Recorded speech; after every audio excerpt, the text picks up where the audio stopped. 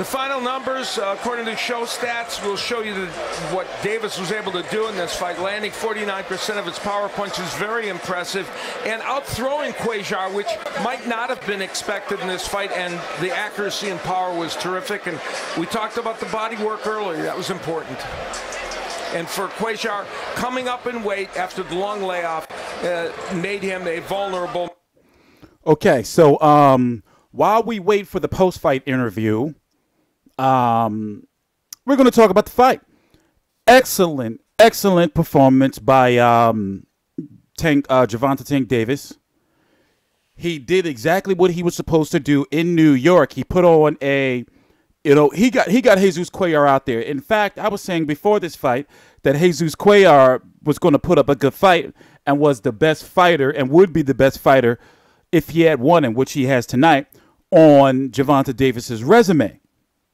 Right?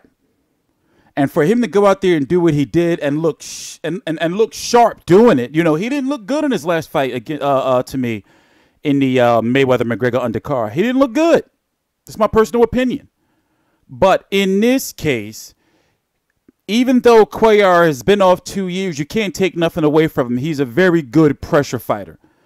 Tank Davis went out there, sharp punching, got him out of there. So now the question is, what is he going to do next? I'm TstreeT Controversy. This is TstreeT Controversy Live. I cover every single major fight live. And what we're waiting for is the post-fight interview. And a lot of people have been saying the same thing I've been saying in regards to, I wonder if they have somebody, damn it, what did I do with it? I wonder if they have somebody working with Tank Davis in regards to speech and being able to talk on a microphone, because he's, talks so much. And I've been at press conferences where Showtime, the guy who runs Showtime Boxing, Steven Espinoza, has talked about how Tank Davis is going to be the next Mayweather, but he can't control, he's good on Twitter and starting some shit. I ain't gonna lie, his Twitter be lit. He be having the Twitter fingers. But when it comes to microphone, it's just not there. He be talking low and everything like that. I think they're announcing the winner. Oh, no, not yet. It's just not, there skill-wise. Let me go look, because for those who don't know, I've been out for a little while. I'm going to just leave it at that. So I'm still getting the mind back and the brain cells back where they need to be in regards to remembering, knowing all this stuff as far as rankings. Okay, wait, they're in charge. Benji Esteves stops the contest. He is the winner by way of technical knockout. He is still undefeated. He is now the WBA super featherweight champion of the world, Gervonta Davis. 3 knockdowns in less than 3 rounds. Gervonta Davis is now a 2-time 130-pound title holder. Let's go to Jim Gray. All right, Mauro, thank you very much. Tank, terrific effort tonight. From your perspective, after what had happened on the Mayweather card to where you are now, what changed? First off, I want to thank God. I want to thank my promoter, my management, Al Heyman. I want to thank my home team. Jim. I want to thank the beautiful people that came out tonight and also watched on Showtime. But what happened was, on the undercard of Mayweather fight, I wasn't focused. This was my second time fighting on Floyd Mayweather undercard, so it got to my head. But I went home, looked over, and conversated with my team. It was time for me to move out of Baltimore and open up a new camp. And I got focused, and now I'm champion again. So was that a good thing for you to have happen at a young age because you recognize how precious these opportunities are? Yes, sir. It's always bumps in the road, going to, being successful. It's all about how you come back. And tonight showed I'm a real champion. How much did Kevin Cunningham help you coming into your camp and being a part of your training staff? We all know Kevin Cunningham is, he no lacks for tolerance. When I'm in the gym, even in the camp house, I have food waiting for me, prepared.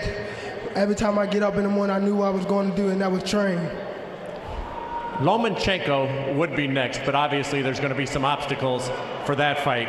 So Dibbs and Farmer, you want the winner of that? I definitely want the winner of that. Let's unify, baby. Tank, congratulations. Great to see you back. Thank you. All right. Morrow, back. I don't know if he can unify that. What's going on with Alberto Machado? I got an interview with him. He was at the Cotto Saddam Ali press conference. I never uploaded it. So basically, from my understanding, Tank Davis has that WBA underling belt. For those who don't know, the WBA has 2 titles. They have, the WBA Super and the WBA Super World. So, for example, when it came to Floyd Mayweather, when he was still fighting at 147, Keith Thurman was the WBA World and Floyd Mayweather was the WBA Super World. Keith Thurman was elevated after Floyd Mayweather retired. At 154, Erislandy Lara was the WBA World. Floyd Mayweather was the WBA Super World simultaneously. Then Erislandy Lara was elevated to Super World, and then after Floyd retired, and now Swift Hurd is the champion. So when it comes to that WBA title, you can't unify with that. You can only fight your mandatory. I don't know what they did with Alberto Machado, but yes, Tevin Farmer versus Billy Dibb has been ordered because Kenichi Ogawa, who won that controversial decision against Tevin Farmer on HBO, was suspended. So now that IBF title, the one that Tank Davis had lost on the scales, is going to be Tevin Farmer and Billy Dibb have to fight unless one of them step out for any reason. Then you have the WBC champion Miguel Burchuk. Then you have Vasil Lomachenko, who's the WBO, but he's fighting Jorge Linares at 135. And Mayweather has said that he's willing to make and has talked to Todd DeBuff, the guy that's going to be running Top Rank, likely, whenever Bob Arum, God forbid, you know what I'm saying, expires. So him and Floyd Mayweather are very cool. So they've been working through that angle. So, we'll see. Only time will tell. But it was a good performance by Tank Davis. And I'm really going to be interested to see who he does fight next. Because Tevin Farmer, Billy Dibb, not even a done deal yet. The IBF just ordered it. So the question I'm asking is, they have Frampton versus Donaire. Now they're picking up Selby versus Warrington. Showtime was on a roll, man. Stevenson versus Jack is finally official. Gary Russell versus Diaz. That's a very highly political fight right there.